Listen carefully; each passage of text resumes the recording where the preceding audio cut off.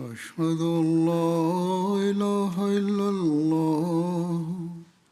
وحده لا شريك له وأشهد أن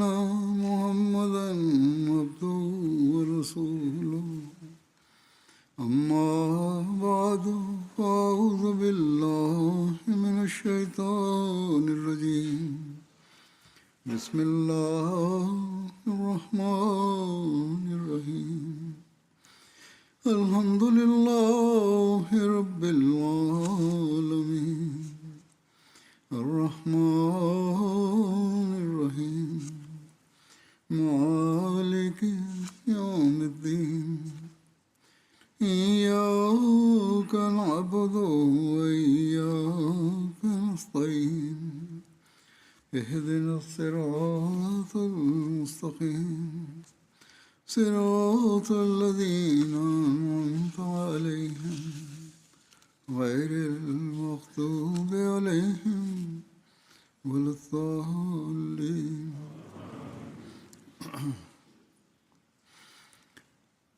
Allah Ta'ala ne أعوذ بالله من الشيطان الرجيم بسم الله الرحمن الرحيم وزوني منيامفo se Allah otumfo ebo onipa na ansa na obo nipa no ode adom ahodo bebre gu akwam ema onipa yedie Nyankopɔn adom wei ene ekwan pawe ya ode adasama afa so no eyade a ehia ma yen se onipa ebeye nasefo ama Nyankopɔn komsheni bia no otu ode afutuo ma nkrofo a omoje ne di se omenye nasefo ma Nyankopɔn na edimu pa no Nyankopɔn ne nase ehu fasusuo no ye komsheni Muhammad sallallahu alaihi wasallam ana oda hu fasusuo kese edi pa kire yen ni nwuma biara ayade a eda ne nase a onyadema Nyankopɔn tumfo edi de kire yen komsheni ni sun ne mpayebo ene na ho brase a okoto ewo Nyankopɔn nanim no ni nyina ya ade a ekire se oye nasefo Nyankopɔn ebra yebisa komsheni Muhammad sallallahu alaihi wasallam se alotumfo de adom mahodo bebre ni nhira enkanko anho babo na adenti ana feyi usu na wochi ajadwe obo mpaye bebre sei na komsheni Muhammad sallallahu alaihi wasallam ka se inti adom ahodo bebre we no mamenya nasefo ma Nyankopɔn inti mame nkoto Nyankopɔn nanim embo mimu asema na nya nasefo ma no jina bibiara mu na komsheni Muhammad sallallahu alaihi wasallam oda enase edi ma Nyankopɔn sa jina brena mu nso ana ode etwen ne kuo no so adwene si so se womenya nasefo ma Nyankopɔn tumfo no kire kwan ahodo a wombetimi afa so ada Nyankopɔn ase na wɔkire mpaebɔ ahodo a wombetimi abɔ ede nasefo ma Nyankopɔn tumfo na sa fasusuo wei a efa mpaebɔ ho ene na futuo wei enumu bi ana me ba beyi ede atumfo enedai abare wayat bi mu se Hazrat Anas radiyallahu anhu bo amane se komsheni Muhammad sallallahu alaihi wasallam ka se jidie ewo nkorabata mienu baako eye abotre mu baako ewo nasie mu no kwasem no ne se ojidi ni isi abotra eno so ekire se oye nasefo ma Nyankopɔn ewo kwan bi so eniti ne se yehwa yebe hunu se onipa anigidie pa ebe wie pa no ejina enase obeya ma Nyankopɔn so sahabi ba ko bo amane se komsheni Muhammad sallallahu alaihi wasallam ka se ojidi ni die ne hunwuma enwa pa na ni bibia ye papa na wei eyade a ojidi ni nkwa na bra bote sa obi onye jidi ni no oni sa agina bra ni se onya jidi a oda Nyankopɔn ase na wei ebe ye papa de mano na sanso na se hawo bi to no a osi abotre wei so ebe ye papa de mano papa de mano efiri se Allah otumfo aka se inna Allah ma'a sabirin ane sa Allah otumfo ampara se oka won mo musi abotre no ho na oka kan ho se wabashir sabirin sɛ fa anigyesɛm wei ɛma wɔn mu si abɔtere no. Ti obi a Nyankopɔn ka ne ho na Nyankopɔn ma ne nsɛmmɔɔdɛ, saa nipa no papa bɛn paa na ɛdi mu sen deɛ Nyankopɔn de ama no yi.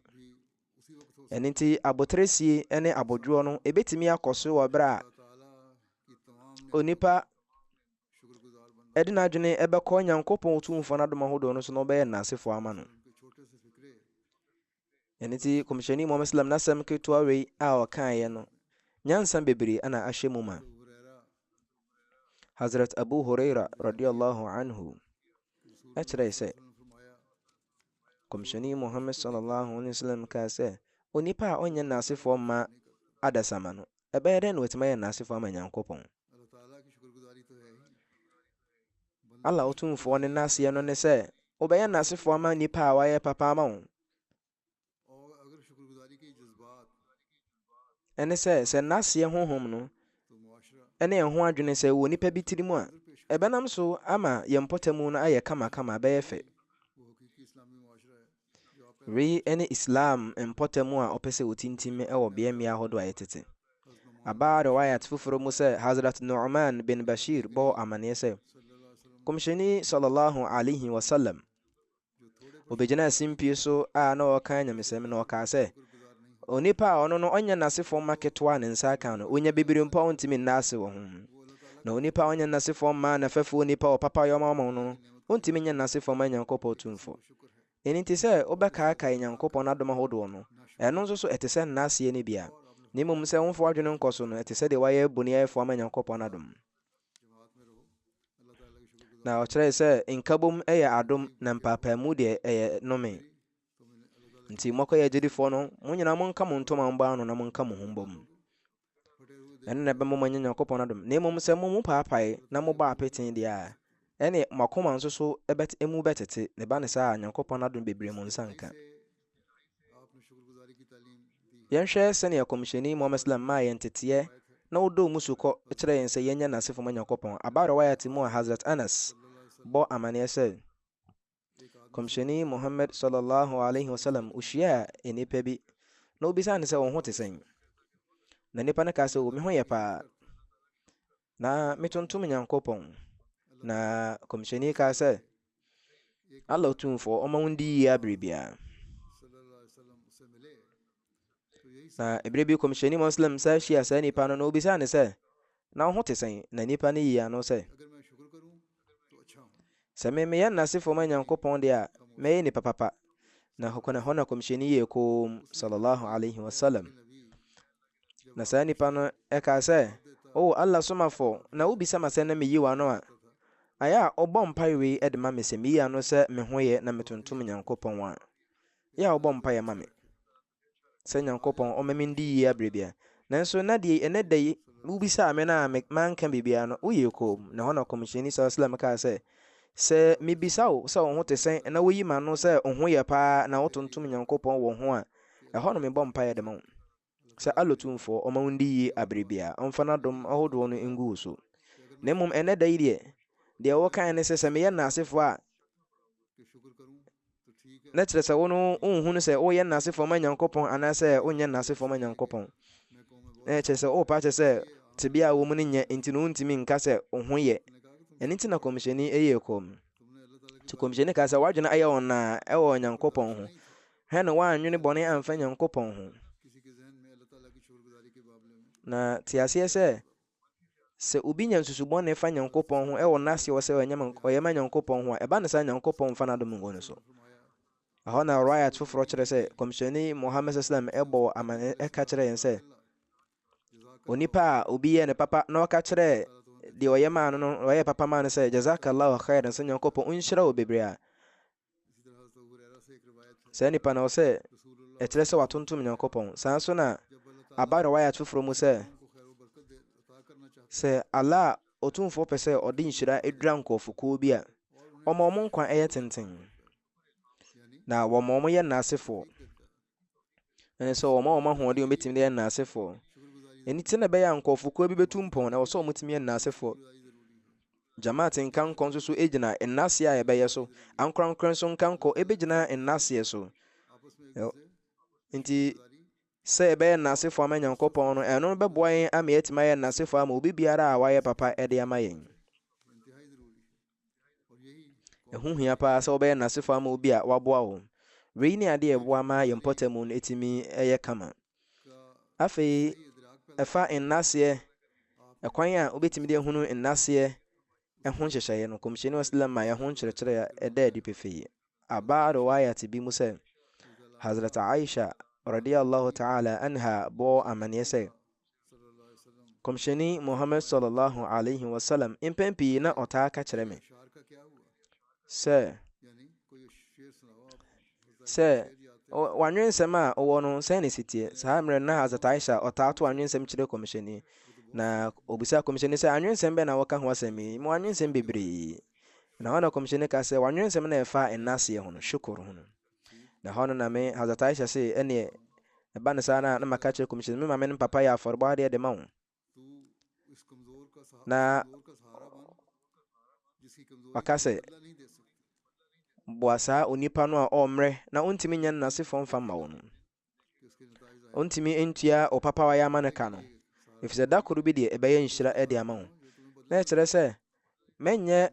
boafoɔ mfa mma obi da koro pɛ, na mmom yɛ boafoɔ ma obi a saa nipa no mpo ɔnyɛ biribi mfa nhyɛ wo anan mu ɛwɔ papa wayɛ ama, na mmom nnaseɛ nkɔ no bɛtumi de ama wo.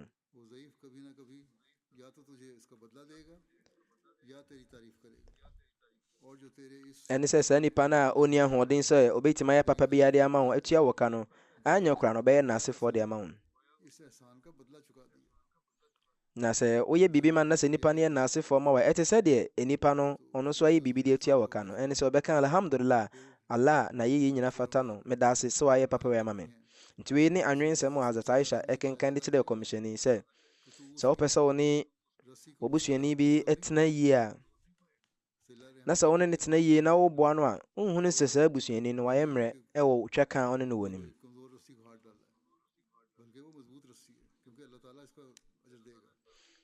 ɛfiri sɛ wo ne wabusuani bɛdi ne yie no, Nyankopɔn tumfoɔ de nhyira bebree ɛma wo. na Hazrat Aisha ka sɛ berɛ a mekenkan saa anwensɛm yi ɛkyerɛ kɔmhyɛni no, kɔmhyɛni sallallahu alaihi wasallam ka sɛ Aisha deɛ waka ne yie paa. ɔsoro abɔfoɔ Gabriel ɛbɔ me amanneɛ sɛ Allah otumfoɔ atemmu da no ɔbɛnya ne abɔdeɛ ahodoɔ nyinaa, na ɔbɛbisa n'akoa baako sɛ makoa bi ɛyɛ papa ma na ɔyɛ n'asefoɔ ma no anaa. na nipa no bɛyi ano sɛ me Nyankopɔn, na menim sɛ adom no firi wɔ hɔ na ɛbaeɛ o, nti meda wo Nyankopɔn ase, nipa no na ɔyɛ papa ma me de ma no ase. na hɔ na Nyankopɔn otumfoɔ bɛka sɛ woanna n'ase deɛ a, nipa no a meme faa no so ma ɔyɛ papa ma no, wanda n'ase deɛ ɛne me nso wanna m'ase o. wei ɛyɛ asɛm a sɛ yɛfa so, sɛ yɛpɛ sɛ yɛma yɛn mpɔtamu no ɛyɛ kama na yɛ asomdwie deɛ a, wei ne kwan wɔ sɛ yɛfa so. nti bɔhyɛ Islam kɔmhyɛni Muhammad Islam ɛkyerɛkyerɛ yɛn nnaseɛ suban no. Hazrat Abdullah ɛbɔ amanneɛ sɛ kɔmhyɛni Muhammad sallallahu alaihi wasallam ka sɛ onipa a adeɛ kyɛn no na ɔbɔɔ saa mpaeɛ wei sɛ Allah, adom a wode agu me so ama adeɛ akye me no ɛfiri wo nkyɛn, woyɛ baako pɛ na obiara nka wo ho, na wo na yɛyɛ nyinaa fata wo, na wo na nnaseɛ nyinaa ɛyɛ wo dea.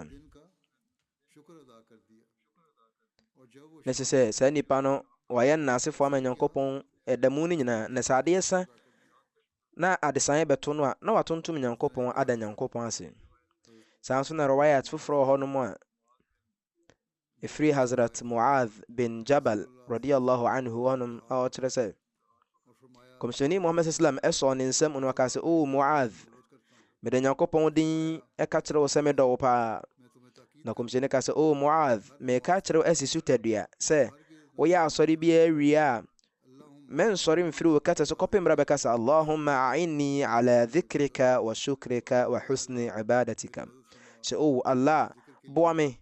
na mentimi nkaakae wo, na mentimi nyɛ nnasefoɔ ma wo, na mentimi nsom wɔ kwan a ɛsɛ fata so. aba riwayat foforɔ mu a Abu Ala bin Shafiq ɛbɔ amanneɛ sɛ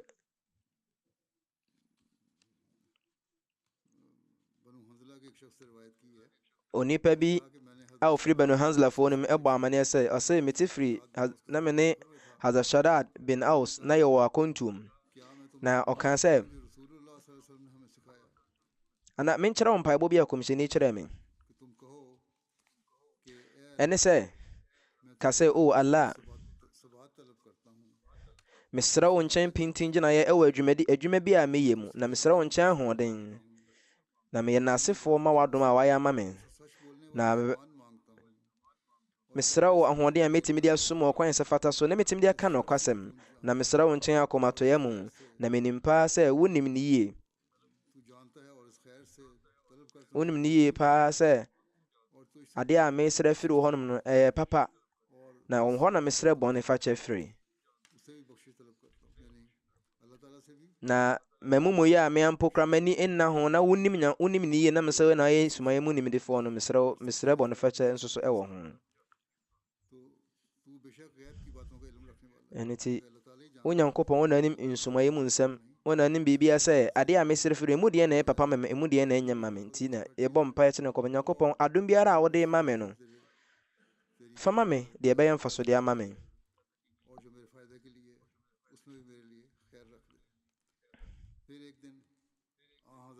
na da koro bi nso kɔmhyɛni Muhammad sallallahu alaihi wasallam ɔkyerɛ mpaebɔ bi a Hazrat Abu Sa'id ɛbɔ amanneɛ sɛ obi bɛbusa kɔmhyɛni sɛ o Allah somafoɔ sallallahu alaihi wasallam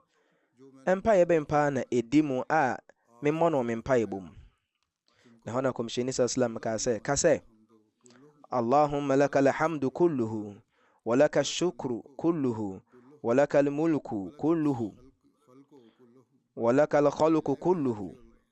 wa ilayka yarji'u al-amru kulluhu نسألك من الخير ونعوذ بك من الشر كله o Allah ayɛyɛ nyinaa yɛ wo dea na naseɛ nyinaa yɛ wo dea na saa nso na ahenneɛ nyinaa yɛ wo dea abɔdeɛ nyinaa hyɛ wo nsa na saa nso na adwumadeɛ biara bɛdane aba w'akyi atemmuo da no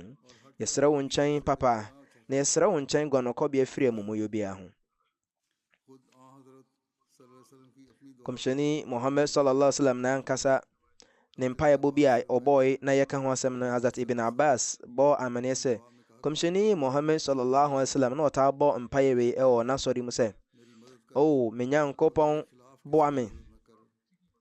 na memboa obi ma ne nsɔre ntia me na boa me na memboa obi ma ne nsɔre ntia me Nyankopɔn bɔ papa ma me na memboa obi a ɔbɛbɔ pɔ bɔne atia me ma me akwankyerɛ na mama akwankyerɛ nyɛ bɔkɔɔ na boa me etia obi a ɔsɔre tia me o me Nyankopɔn boa me na mentimi nya n'asefoɔ mfa ma wo boa me na mentimi nya wo n'aseɛ ho honhom boa me na mentimi nsuro wo boa me na mentimi nya sutie mfa ma wo boa me na mentimi mbrɛ me ho asɛm wɔ aberɛ bia o me Nyankopɔn gye me bɔne fakyɛ srɛ tom na fa me mfom kyɛ me na tie me mpaebɔ na tie m'asɛm na mama koma akwankyerɛ na mama kɛtrɛ ma nna hɔnom na yi ɔtan bi afiri m'akoma mu yɛnim sɛ kɔmhyɛni Muhammad sallam de ne n'akoma no ɛyɛ ɔdɔ ne ntimɔborɔ na ahyɛ mu ma nanso ne nyinaa akyiri no ɔsaa bɔ mpaeɛ wei ɛma ne ho na wohwɛ a saa mpaeɛbɔ wei no na ɔde kyerɛ yɛn mpaeɛbɔ nti sɛ yɛn akɔyɛ n'akyidifoɔ no sɛ ɛpɛ sɛ yɛte yɛakoma mu da hɔ fa a wei ne mpaeɛbɔ a wɔ sɛ yɛbɔ na Hazrat Abu Huraira radiyallahu anhu bɔ amanneɛ sɛ mpaeɛbɔ bi ɛwɔ hɔ nom a mesua firi kɔmhyɛni Muhammad sallallahu alaihi wasallam hɔnom na saa mpaeɛbɔ no deɛ mengya ne hɔ koraa na saa mpaeɛbɔ no ɛnie ne nkyerɛaseɛ ne sɛ o Allah ma menyɛ nnipa bi a mɛtumi ada w'ase bebree na mɛkaekae wo bebree na mɛtumi atiatia mɛtumi de w'afotuo ɛyɛ adwuma na wɔ mmerɛ ahodoɔ mɛtumi akae na berɛ bia na mede abɔ me bra wei saa mpaebɔ yi sɛ onipa bɔ na aberɛ biara ɔbɛnya ntwitwagyeɛ afiri adwenbɔne ne adwenfii biara ho na ɛba ne saa ɔbɛyɛ deɛ Nyankopɔn tumfoɔ ahyɛ ne sɛ wɔnyɛ Hazrat Abu Huraira bɔ amanneɛ sɛ kɔmhyɛni Muhammad sallallahu alaihi wasallam kaa sɛ onipa biara a ɔbɛhunu sɛ obi akɔ nsɔhwɛ mu no ɔmmɔ saa mpaeɛ wei sɛ ɔbɔ saa mpaeɛ wei te sɛ wɔayɛ nnasefo ma Nyankopɔn adom ɔsɛ ayɛyie nyinaa yɛ Nyankopɔn dea ɔno a watwitwa agye me afiri saa nsɔhwɛ wei ho nsɔhwɛ a wɔde ato no watwitwa agye me afiri ho na wakorɔ me gyina berɛ asen n'abɔdeɛ ahodoɔ bebree. ɛne sɛ wohu sɛ obi wɔ ahoyɛyi obi wɔ ahokyere mu nsɔhwɛ mu a sɛne bɛ bɛyɛ n'asefo ma Nyankopɔn tumfo no wei ne mpaebɔ a wobɔ na Nyankopɔn bɛtɔ akɔ so abɔ ho ban. Hazrat Aisha radiyallahu anha bɔ amanneɛ sɛ kɔmhyɛni Muhammad sallam sɛ wohunu adeɛ bi na ɛyɛ ne fɛ a ɔka sɛ alhamdulillahi alladhi bi ni'matihi tatimmu salihat. ɛne sɛ ayɛyie nyinaa yɛ Nyankopɔn dea, wɔn wɔ ɛnam n'adom so ɛma tenenee nyinaa wie pɛyɛ ho. na sɛ ohunu adeɛ bi na sɛ n'ani ngye ho a deɛ ɔka ne sɛ alhamdulillahi ala kulli hal. ɛne sɛ tibea biara mu no ɛnaseɛ nyinaa ɛyɛ Nyankopɔn dea.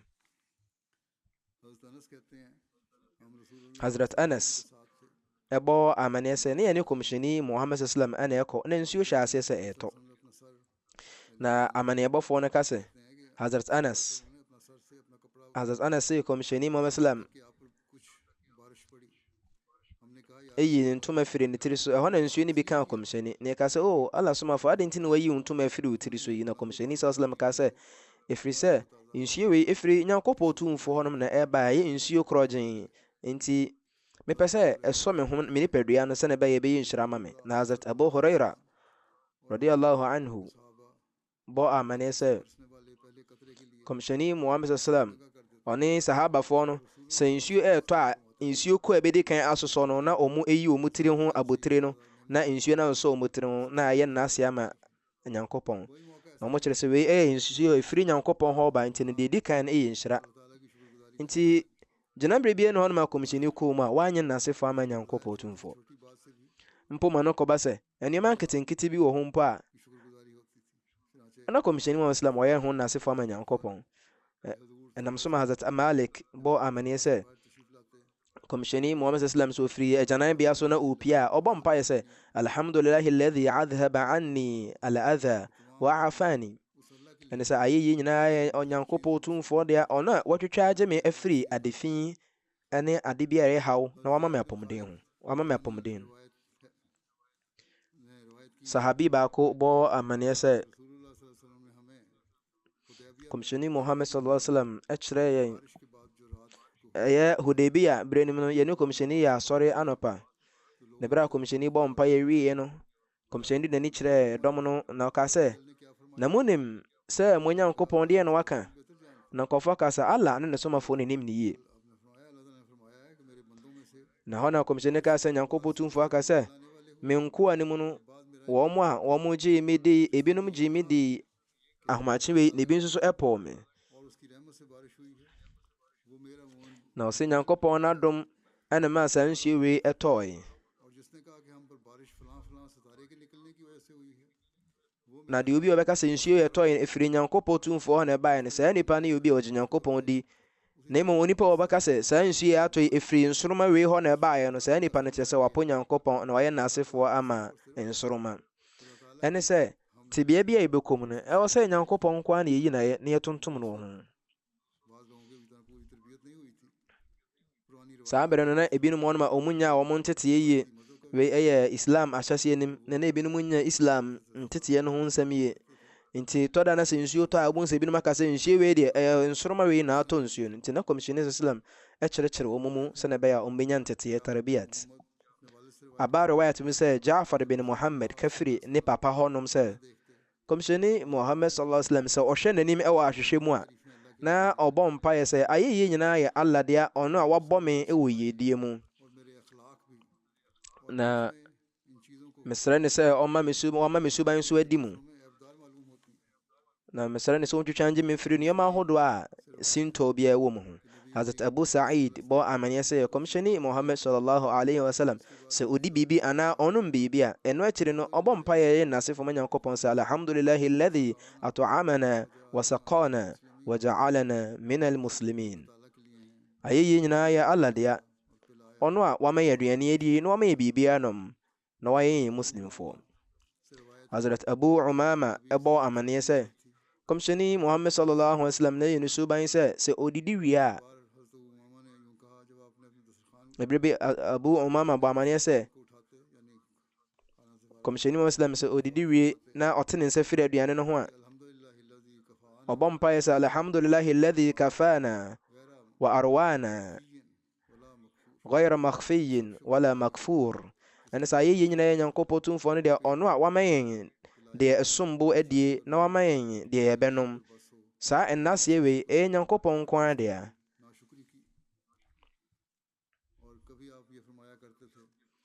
na tɔda kɔmhyɛni muslim na ɔtaa ka sɛ ayɛyie nyinaa yɛ Allah dea, ɔwɔ yɛn nyankopɔn. wei nyɛ nnaase a ɛbɛwɔ aduane wei so nko ara, na mmom wei nyɛ nnaase a ɛbɛwɔ deɛ yɛanom yi nko ara, na mmom yɛbɛyɛ nnase fam aberɛ biara. ɔtwe adwene asi nnaseɛ so no, ɔkaa no baabi sɛ Hazrat Sahal bin Muaz bin Anas kafiri ne papa hɔnom sɛ kɔmhyɛni Muhammad sallallahu alaihi wasallam kaa sɛ onipa a ɔdi aduane na ɔbɔ mpaeɛ sɛ alhamdulillahi alladhi at'amana hadha at'am, alhamdulillahi alladhi at'amani hadha at'am wa razaqani la hawla wala quwwa illa billah. ɛne sɛ ayɛyie nyinaa yɛ nyankopɔn deɛ ɔno ɔma me saa aduane wei diiɛ, na wei ɛnyɛ m'ahoɔden bi ɛne nam so ɔde maa me, na ɛnyɛ me tumi bi na ɔde maa me, na mmom ɛyɛ n'adom nko ara. ɔsɛ obi a ɔbɛbɔ saa mpaeɛ wei ne nyankopɔn de ne mfom a wadi kan ayɛ ɛbɛkyɛ no. ɔsɛ obi a ɔbɛhyɛ atare ɔbɛbɔ saa mpaeɛ sɛ ayɛyie nyinaa yɛ Allah tumfoɔ deɛ sɛ ɔma me saa atare mom no wei ahyɛ no, na wei ɛnyɛ m'ahoɔden bi na ɛnyɛ me tumi bi na nam so ma nyankopɔn de maa me. ɛba ne saa ne mfomsoɔ a wayɛ adi kan ɛne deɛ ɛbɛba akyiri nyinaa nyankopɔn de bɛkyɛ no. Hazrat Abu Huraira bɔ amanneɛ sɛ nkɔfoɔ hunu aduaba foforɔ a afiri edua bi so aba a wɔn ɛde kɔma kɔmhyɛni Muhammad sallallahu alaihi wasallam, na kɔmhyɛni sallam ɛgye a na ɔbɔ saa mpaeɛ wei sɛ o Allah, fa wo nhyira egu yɛn nnuaba no mu ɛma yɛn, na fa wo nhyira egu yɛ kuro yɛ mu, na fa wo nhyira egu ɛyɛ yɛ kuruwa a yɛde susu nneɛma. wei ɛyɛ kuruwa a yɛde susu nneɛma ne yɛfrɛ ne saa. ɔse fa nhyira gu ma yɛn. o Allah, Ibrahim kɔmhyɛni no ɔyɛ w'adamfo na ɔyɛ wo kɔmhyɛni, na me nso meyɛ w'akoa, nti mesrɛ mpaebɔ afiri hɔnom ama Madina sɛnea mebɔ mpaeɛ ɛde maa Maka no. na sɛ kɔmhyɛni bɔ mpaeɛ wie a na wafrɛ abɔfra a ɔwɔ hɔnom na ɔde saa aduaba momono no ama abɔfra no. ɛyɛ nnuaba a ɛso foforɔ no ɛyɛ kɔmhyɛni sallam ɔde ma mmɔfra. about the white foforɔ mu sɛ kɔmhyɛni ɔda ne mpa so anwummerɛ na ɔba abɛda a ɔde ne nsa nifa ɛto hɔnom na ɔde to n'afono ase na wada so aka sɛ Allahumma bismika amutu wa ahya. ɛne sɛ Onyankopɔn wo din mu na mewu, wo din mu na mɛsa asɔre aba nkwam. nti sɛ wɔsɔre a ɔka sɛ alhamdulillahi alladhi ahyana ba'da ma amatana wa ilayhi nushur. ɛne sɛ ayɛyie nyinaa yɛ Nyankopɔn deɛ ɔno a wama yɛn nkwa wɔ aberɛ a ɔma yɛkɔ owuo mu no akyi, na ne nkyɛn a ne yɛbɛsane akɔ. aba riwayat bi mu sɛ obi yɛsɔre firi nna mu nso a mpaebɔ baakɔ kɔmhyɛni kyerɛ ne sɛ kɔmhyɛni sɔre a ɔbɔ mpaeɛ sɛ ayɛyie nyinaa yɛ Allah dea, ɔno a ɔmaa me nkwa wɔ aberɛ a ɔmaa me kɔ owuo mu no akyiri, na ne nkyɛn ana atemmuo no mɛsɔre akɔ. Amr bin Shu'aib kafiri ne papa hɔnom, na ɔno nso so kafiri ne nana hɔnom sɛ kɔmhyɛni Muhammad sallallahu alaihi wasallam kaa sɛ ampara sɛ Allah ɔtumfoɔ ɛdɔ sɛ n'adom no ɛbɛda adi ɛwɔ ne nkoa no mu. nti wei nso so ɛyɛ Nyankopɔn n'adom a ɔyɛ ama yɛn sɛ ɛwɔ sɛ yɛma Nyankopɔn n'adom a ɔyɛ ama yɛn no ɛda adi. ɛno nti na aba riwayat bi mu nso sɛ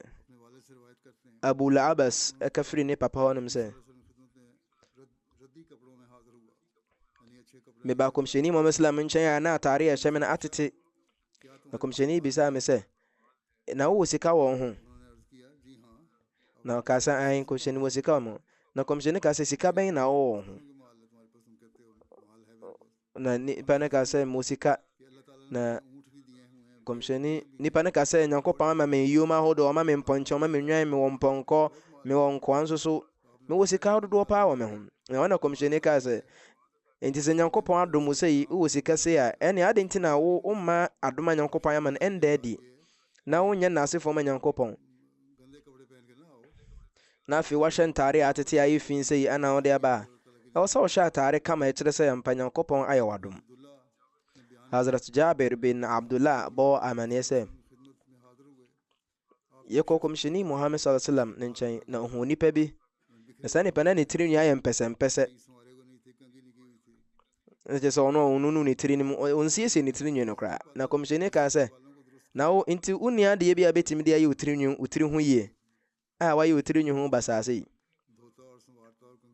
ade nti na wonhoro wo tirim na wondi nini. Na kɔmhyɛni hu nipa foforɔ bi na ɔno nso ahyɛ atare fi bi na kɔmhyɛni ka kyerɛ sɛ nti wonni nsuo a bɛtumi de asi w'atare a wahyɛ atare fi wei na ade ne nam ɛwɔ sɛ wotumi si atare no sɛ nsuo wɔ hɔ si atare no ma ne ndi nni na ɛyɛ nnasefo ma Nyankopɔn. Nti ahonidie hɔ yi no baabi a wobɛda wo ho adi sɛ wodi wo ho ni no ɛno nso so kyerɛ sɛ woyɛ nnasefo ma Nyankopɔn. Nti ɛwɔ sɛ ɔyɛ nnasefo ma Nyankopɔn tumfoɔ na wodi wo ho ni mɛmma nkɔfoɔ nkasa na deɛ ne nipa wayɛ ne ho basaade ne nam hɔ yi. Saa nso na aba riwayat mu sɛ Abdullah bin Masud bɔ amanneɛ sɛ kɔmhyɛni Muhammad sallallahu alaihi wasallam kaa sɛ saa nipa no ɔnkɔ ɔsoro ahemman mu ɔno a ahomasoɔ kitikiti mpo ɛwɔ n'akoma mu na ɔna kɔmhyɛni obi busa kɔmhyɛni sɛ ɛyɛ a na ɛtɔ da nipa pɛ sɛ ɔhyɛ atare kama na ɔhyɛ mpaboa kama na hɔ na kɔmhyɛni sallallahu alaihi wasallam kaa sɛ Allah yɛ ahoɔfɛfoɔ na ɔdɔ ahoɔfɛ. Enti alotumfoɔ no ne gye ahoɔfɛ ho deɛ akyinnye bi ne ho sɛ onipa nso bɛsiesie no ho sɛ yɛka sɛ takabur ahomasoɔ a ɛno ne sɛ obi ɛbɛpo nokorɛ sɛ ɔpɛ sɛ ɔno no hoahoa no ho na ɔma ne kɛseɛ ɛda adi anaasɛ wobɛbu ani agu afoforɔ so na wabu ɔma nimtia ɛno ne adeɛ a ɛyɛ ahomasoɔ. Na mmom sɛ wobɛhyɛ atare kamakama ne deɛ ɛno no ɛnyɛ ahomasoɔ koraa. Sɛ wohyɛ atare kamakama na wohyia afoforɔ na ɔmudi nkitaho kama na ɔno kasa yie deɛ ɛnkyerɛ ahomasoɔ. Nti Hazrat Abu Sa'id Khudri bɔ amanneɛ sɛ kɔmhyɛni Islam wonya atare foforɔ biara sɛ ɛyɛ umama anaasɛ ɛyɛ kamis kɔmhyɛni no ɔbɔ mpa yɛgu so ka sɛ o Allah yɛyɛ nyinaa yɛwo deɛ sɛ wɔma me atare foforɔ wei ahyɛ na mesrɛ papa ɛfiri wo hɔnom ɛwɔ atare wei mu ɛne adekora a yɛpam atare ɛfiri mu na mesrɛ wo nkyɛn hubanbɔ firi bɔne biara ɛwɔ mu ɛne adeɛ a yɛyɛ atare ɛfiri mu no nso ho. Hazrat Aisha bɔ amanneɛ sɛ kɔmhyɛni sallallahu alaihi wasallam ka sɛ saa alotumfoɔ de adom bi ɛma nipa bi a na saa nipa no hunu sɛ adom firi Nyankopɔn hɔ na sɛ nipa no ɛda Nyankopɔn ase a yɛtwerɛ nipa no din to sɛ wayɛ n'asefo ma Nyankopɔn tumfoɔ. Na sɛ Nyankopɔn hunu sɛ onipa bi ɛnu ne ho ɛwɔ mumuyɛ bi a ɔyɛɛ ho a Nyankopɔn tumfoɔ twerɛ ne din sɛ saa nipa no ɛnu ne ho na ɔde ne mfom ɛkyɛ no. Ɛne sɛ obi de sika tɔ atare na ɔhyɛ atare no na ɔyɛ n'asefo ma Nyankopɔn otumfoɔ a ɔse atare na ɔbɛhyɛ ne n'ase ɔyɛ ma Nyankopɔn tumfoɔ no Nyankopɔn de ne mfom bɛkyɛ no. Salim ɛbɔ amane firi Hazrat Abdullah bin Umar radiyallahu anhuma hɔnom sɛ wɔn kaa sɛ kɔmhyɛni sallallahu alaihi wasallam sɛ ofiri akono ɛba a ɔka sɛ ana ɔmo ba na ɔmo duru bɔnhwa bi mu a ɔka Allahu akbar mpɛn mmiɛnsa no akyiri no aka sɛ la ilaha illallah wahdahu la sharika la lahul mulk wa lahul hamd wa huwa ala kulli shay'in qadir aibuna taibuna abiduna sajiduna lirabbina hamidun sadaqallahu wa'dahu wa nasara abdahu wa hazama al-ahzaba wahdah la ilaha ɛne sɛ ayɛyie nyinaa yɛ Allah obiara no fata sɛ som no gye sɛ Allah obiara nka no ahenni nyinaa yɛ ne dea ɔno nso na papa ahodoɔ nyinaa ɛwɔ ne mu na ɔtumi wɔ adeɛ nyinaa so. Yɛfiri akɔnto mu na aba na yɛde adwene akɔ yɛn mfonsoɔ so yɛagye atom sɛ yɛnyɛ mfonsoɔ bio yɛnnu yɛn ho yɛtontom yɛn Nyankopɔn yɛsom yɛn Nyankopɔn na yɛn nkɔfoɔ a yɛbɔ yɛn mu ase wɔ Nyankopɔn n'anim. Ampara sɛ Allah tumfoɔ apɔn n'ano ho ba wɔ yɛn so na waboa n'akoa na atamfo no nso wama wɔn adi ntwo. Badr ɛko no ɛda ne mu no wɔn kufarfoɔ no yɛkum wɔn no yɛboa wɔn nyinaa no egu amena baako mu ɛkataa wɔn so na kɔmhyɛni kaa sɛ ayɛ nyinaa Nyankopɔn deɛ ɔno a wagu Abu Jahal anim ase na ɔma no kɔɔ sɛ yam na ɛberɛ a yɛde atiafoɔ no nyinaa gu amena baako mu kɔmhyɛni bɛtwaa wɔn amena no ho ahyiae wɔberɛ a na saa nkɔfoɔ no ɔmawu no gu amena nim na Hazrat Abubakar ɛbɔ onipa baako din na ɔka kyerɛ kɔmhyɛni sallallahu alaihi wasallam sɛ ɛsomasi onie na hɔ na kɔmhyɛni islam da Nyankopɔn ase na ɔkaa sɛ ayɛyie nyinaa yɛ Allah dea ɔno a wama anoba a ɔde bɔɔ me no nyinaa hyɛ ma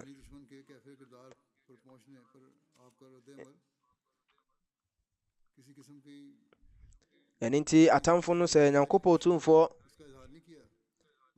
ɛnyɛ sɛ bi a kɔmhyɛni na ɔdi ahurusie wɔ deɛ atamfo no akɔ mu no ho na mmom na ɔbrɛ ne ho asɛm a Nyankopɔn tumfoɔ bebree na wayɛ n'asefo ama no ano ho ba a Nyankopɔn tumfoɔ de bɔɔ no yɛwɔ riwayat ahodoɔ bebree a ɛwɔ no mɛfa saa nsɛm ho riwayat baako a Hazrat Abdullah bin Masud abɔ ho amanneɛ ɔse Badr ɛko no da no meba kɔmhyɛni sallallahu alaihi wasallam hɔnom na meka kyerɛ kɔmhyɛni sɛ maku Abu Jahal na wɔna kɔmhyɛni kaa sɛ saa Nyankopɔn no a obiara no ɛfata sɛ ɛsom no gye sɛ ɔno nko ara no wakum no na ɔka sɛ ane Nyankopɔn obiara no ɛfata sɛ ɛsom no gye sɛ ɔno nko ara matim akum Abu Jahal na kɔmhyɛni bisaa ne saa asɛm wei mpɛ mmiɛnsa na hɔ na kɔmhyɛni kaa sɛ Allah a ɛyɛ kɛseɛ sen adeɛ nyinaa ayɛyie nyinaa fata Allah ɔno a wama n'ano ho ba ɔde bɔ yɛ nyinaa na ahyɛ ma na waboa n'akoa na ɔno a atumi adi nkonim ɛwɔ atamfo no so ebio kɔmhyɛni kaa sɛ yɛnkɔ na kɔkyerɛ ma Abu Jahal ne mu no na mene kɔmhyɛni tutuu so na bere a kɔmhyɛni bɛhu Abu Jahal ne mu no kɔmhyɛni kaa sɛ saa nipa wei ɛyɛ yɛkuo yi mu Firaun Pharaoh abare wayat foforɔ mu sɛ ɛda a kɔmhyɛni Muhammad Islam Nyankopɔn bɔɔ na no ho ba sɛ yɛbɛkum Abu Jahal ne afei nso yɛkɔba sɛ yɛkum no kɔmhyɛni yɛ rakat mmienu da Nyankopɔn tumfoɔ ase sɛ Badr da ne mu no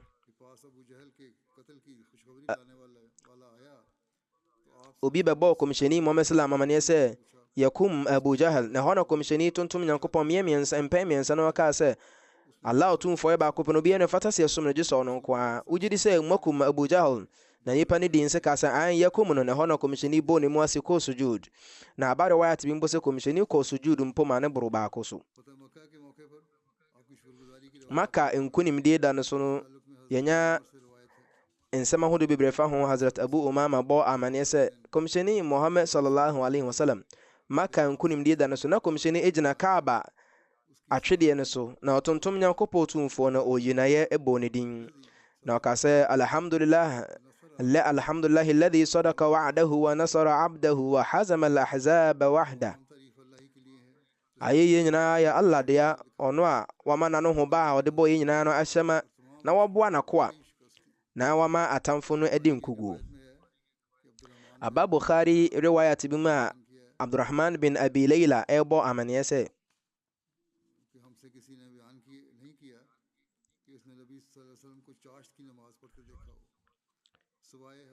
ebia obi ammɔ yɛ amanneɛ amfa kɔmhyɛni asɔre bi a ɔyɛ no anɔpa ne awia mfimfini gye sɛ Ummi Hani ne riwayat ana yɛwɔ ho adanse sɛ kɔmhyɛni ɛyɛ asɔre wɔ anɔpa ne awia mfimfini na riwayat ne kyerɛ sɛ Maka nkonimdie da no mu no kɔmhyɛni Muhammad Islam ɛkɔɔ ne fie na kɔmhyɛni kuta nsuo no ɔyɛ rakat maako nwɔtwe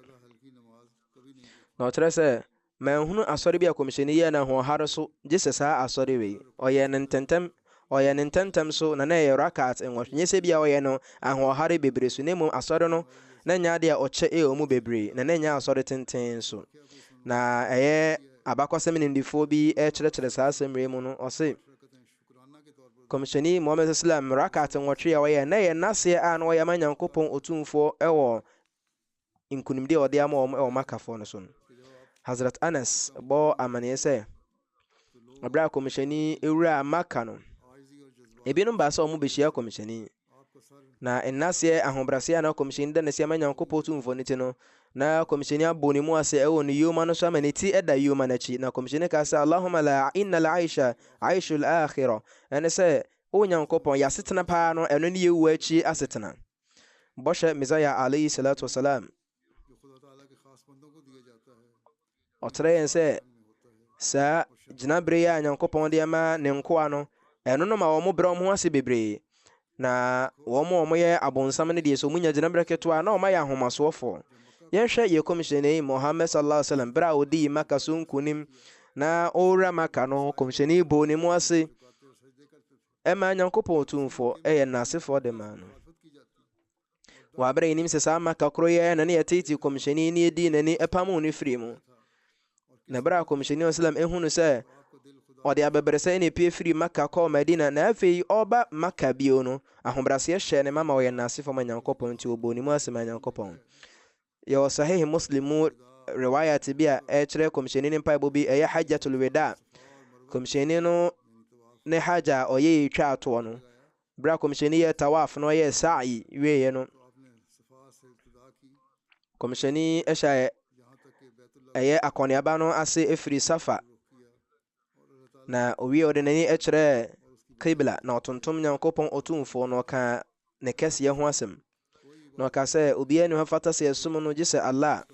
oye baako na obi anka no ho ahini nyina ye ne dia ono na ntontom nyina fata no otumi wade nyina so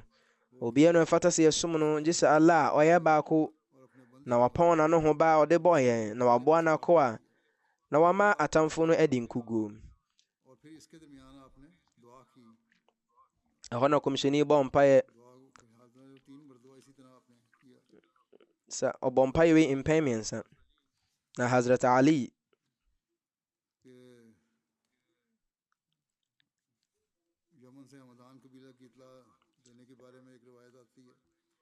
riwayat bo on mechese no free Yemen ba Hazrat Barar bin Azib ebo manese hijr afia tosu edunimu no ebra komsheni Islam soma Hazrat Ali se onko Yemen na ya Hamdan abusuyanku ni nyina ji Islam etu mu no Hazrat Ali ede ehon krato ebre komsheni Muhammad sallallahu alaihi wasallam o no krata mu na bra komsheni Islam ma yekin kan krata ne ma no komsheni ko sajida no ka se asumdwe enka Hamdan kuro na asumdwe enka Hamdan kuro no komsheni kan empemi no komsheni Muhammad sallallahu alaihi wasallam efa sajida na oko taye nasifo manyankopon ye wonkyere mu bebre edidi so Hazrat Abu Bakra ebo amane se komsheni Muhammad sallam se ote eniji sembia wona sumwa anade asembiara eye eniji semwa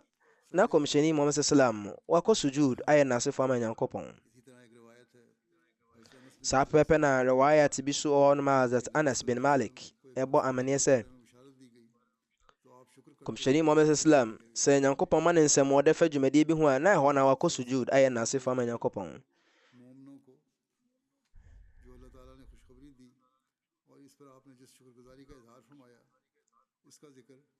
komsheni Muhammad sallam ayen nasia oye wonshira nyankopon ka so de begunu ko no so no Hazrat Abdurrahman bin Auf bo amane se komsheni Muhammad sallallahu alaihi wasallam epie ba abonten na obigina bia bi no se ura adem na odnani kire qibla na oko sujud na sujud no oche wo mu pa ma no ko ba se misusu se bia Allah otumfo wato ne nsafre komsheni nti me ban komsheni na metana ne nchen na wana komsheni peja ni tino ka sa na hwani na mekasa uzu Abdurrahman na wana mekasa Allah subhanahu sallallahu alaihi wasallam uye sajida tenten nti na misuru se bia na nyankopon ato nsafre wa home mframa etwato tina me betena wo nchen wana komsheni sallallahu ka sa osara bofo gibra ba me nchen na okansem de bi ekire me se Allah otumfo se obi biara obesoma durud ama wono obebo durud mpa bagu so no mede mahuma bro begu no so no na de obeto salamu alaikum ama komsheni me so me de asumdwe be ma no eno na mam so ema me be sujud se me ye na se fama nyankopon otumfo na sajida we na ye na se sajida intina ewaye na ye tenten no Hazrat Abu Hurairah bo amane se ohunu komsheni Muhammad sallallahu alaihi wasallam se obi ba komsheni wono mo bebo ne nsemode efa komsheni no nasrafo mbedi nkuni mu atamfo no so sabere no na komsheni masala niti eda Hazrat Aisha ne sere so na komsheni esore na odini ebutu fom ko sujud abade wayat bi musa Amr bin Shuaib o kafri ne papa honum na ono so kafri ne nana honum se womote se komsheni sallallahu alaihi wasallam e bom pa bi se yo suban pa mi oni bi wonuma oni pa bi era sa suban pa ne be woni mu no Allah otumfo ebema na ye abotrefo ama na ye nasefo no bi e wanya sa suban pa ne mi no Allah otumfo no ye obi a onya abotre no onya bi so be nasefo de di kan ne se oni pa ono ne nyame sum dwumadie mu no abere biara no ɔde n'ani ɛbɛto nyankopɔn otumfoɔ. deɛ ɛtɔ so mmienu ne sɛ wobɛhu nyamesom mu nneɛma bi a ɔbɛka sɛ nea wobɛtiatia saa anammɔn no mu na wɔbɔ ɛho mmɔden wɔ n'abrabɔ mu. deɛ ɛtɔ so mmienu ne sɛ onipa a ɔbɛhunu ewiase mu nneɛma a ɛno no ɛdɔɔso sen deɛ ɔwɔ no ɔbɛyɛ n'asefo ma nyankopɔn no. nyankopɔn tumfoɔ bɛhyira no.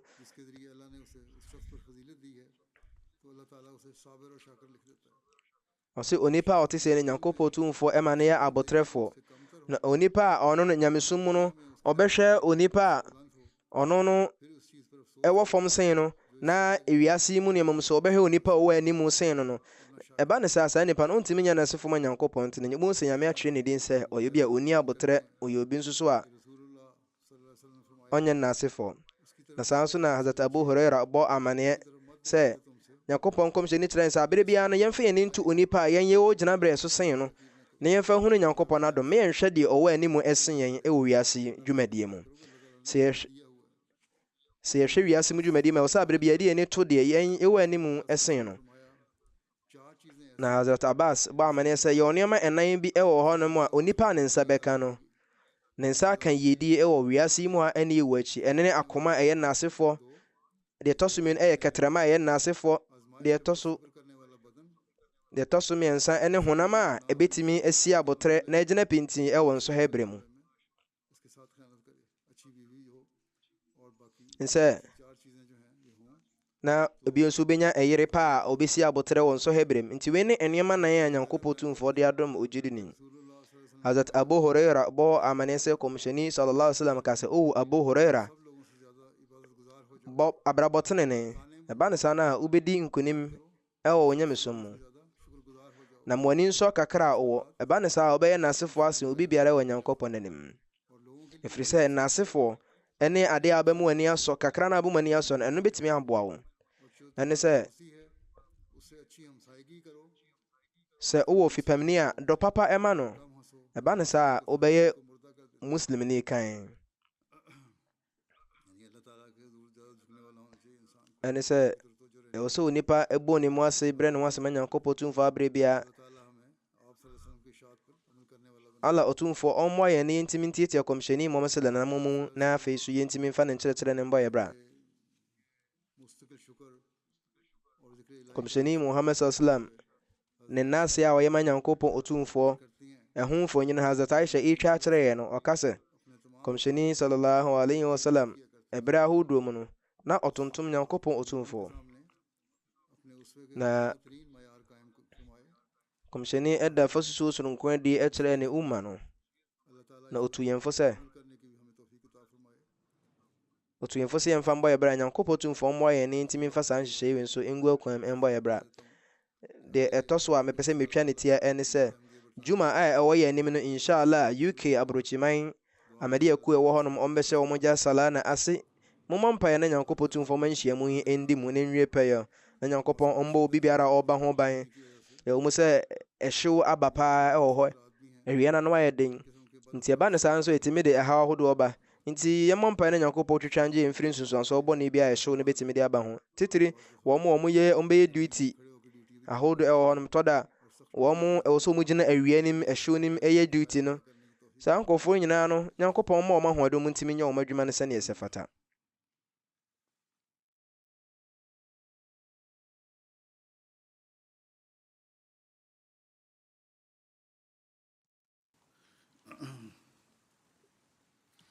Alhamdulillah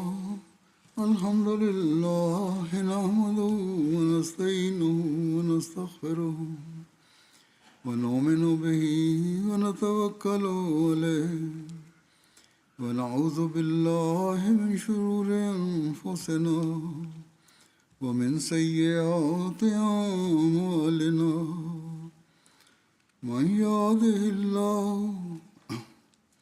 من يهده الله فلا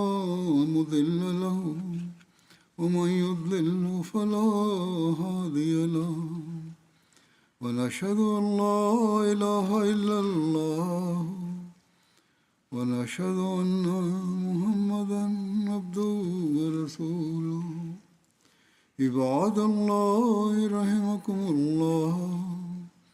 إن الله يأمر بالعدل والإحسان وإيتاء ذي القربى وينهى عن الفحشاء والمنكر والبغي يعظكم لعلكم تذكرون اذكروا الله يذكركم وادعوه يستجب لكم